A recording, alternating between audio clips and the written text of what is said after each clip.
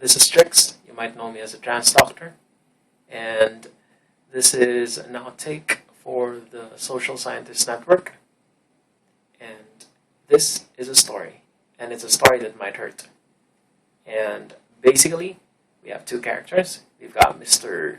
J, who's deeply, madly in love with a certain Miss K. And story goes, guy meets girl. Guy falls in love with girl. Turns out girl has a boyfriend. Girl still continues sending signals that indicate to boy that, well, she might be interested in that. He might have a chance at whatever she seems to be offering. Translation.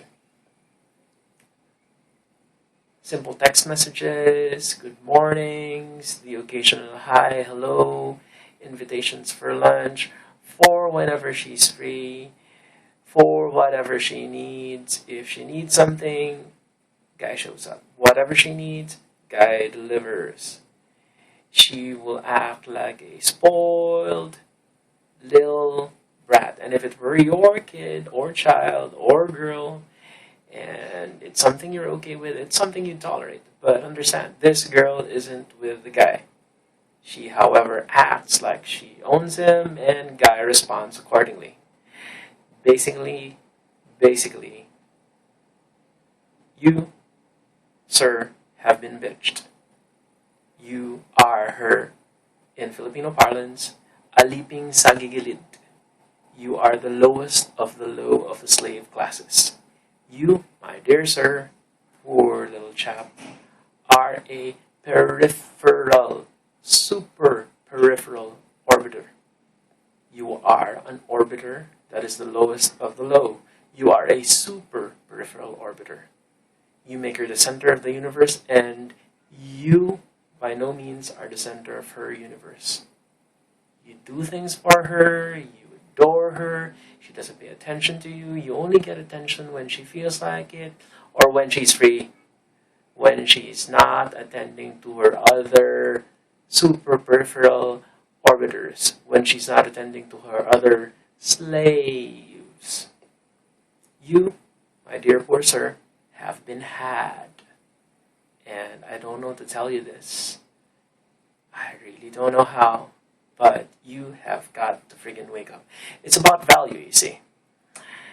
The reason why you're hooked is you think you're getting something. It's a gamble. It's a gambler's thing. You get a bit and you think you'll get more. You aren't going to get it. You aren't going to get any more. No, I'm sorry. You just aren't. And the reason why you're hooked is she seems to be something of value, or she seems to be offering value. Well, I have news for you. She's just feeding your illusion. She's feeding your delusion. You are not getting anything. The reason why she's such a hook and bait and sinker for you is that there seems to be something there. Guess what? You know what it is? You don't?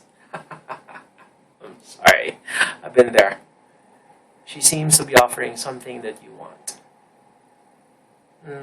She seems to be something of worth, or she seems to have something that's of worth. I have news for you. It could be a sham. They can read body language and they can fake it. I have other news for you. You think it's what she says? Oh, hi, hello, I miss you. Yeah, I miss the times. Oh, come on. Does she really miss you, or what she can do with you, or what you can do for her? Think about it. And if she only misses you at the end of the month, when it's payday, at lunch when it's a quickie and nobody else will see you, when her boyfriend isn't around, come on, wake up. It's about value. And if she's really offering you value, and if you're really getting something out of it, I don't mean to be or sound utilitarian or use-based, but come on, if you aren't getting what you think you're getting, rethink what you're getting. And I'd invite you to consider what I call a destiny guide. My destiny guide basically says something I made up. Follow your lightness, follow your bliss. You've heard that before. Here's the thing. if what you're doing continues to hurt or feels terrible, stop doing it. Why don't you? If it doesn't feel light, if it doesn't make you happy, if it just makes you heavier, that's probably the wrong direction to be going. If rather than make you feel alive and full of zest for life, just raring to get out of bed, knowing what you're going to do that day in a very Phineas and Ferb way. If, on the other hand, you just feel zombified and devivified, and if it feels like you're just on somebody's beck and call and leash, you probably are. And that's probably the wrong direction to be headed. Reconsider. As far as what's really important to you, there's a rank and an order and a list to the things which really are important to you. If you figure that out, you figure out where not to waste your time on and what to stop doing. Come on, if it isn't working, why are you still doing it?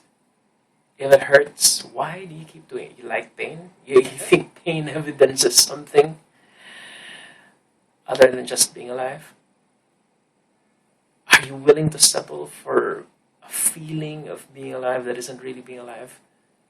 Are you willing to settle for living the life of a zombie, for living the life of what's in Philippines called an aliping sagigilid, for being the lowest of the low of the castes of slaves